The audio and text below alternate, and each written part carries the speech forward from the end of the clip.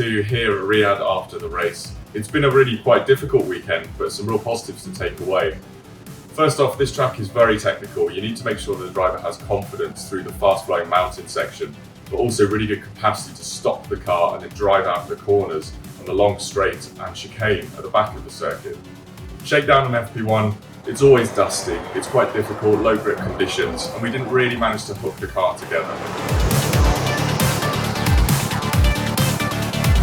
Overnight, going into FP2, we made some quite big changes, and that really paid dividends. You could see from the driver's confidence straight into turn 1 that they were able to get lap time, eat away, and get into qualifying in a really good position.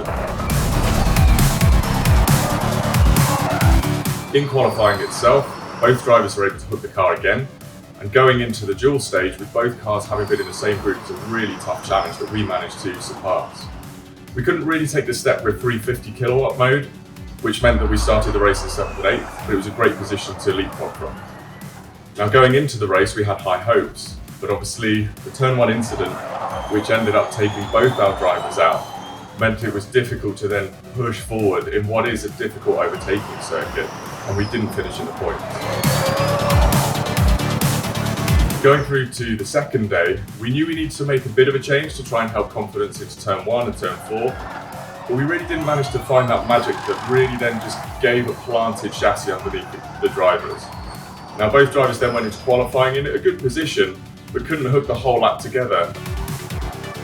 So Oliver went purple in sector 1 in the group stage, but having lost a little bit of lap time through turn 10 and then again through the fast right-hander of turn 16 and 17, wasn't then able to progress through to the duels.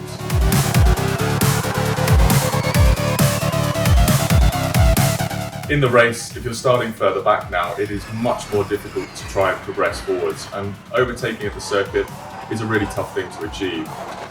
Now Oliver had some issues which ended up turning out to be suspension damage, which retired him from the race.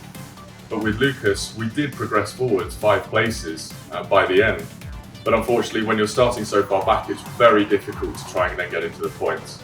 So we come away from this weekend knowing that we've got a great chassis underneath us, a great powertrain to drive us through into the duels and start the race at the front. We now need to just work to make sure we hook that all together for a great result in Hyderabad.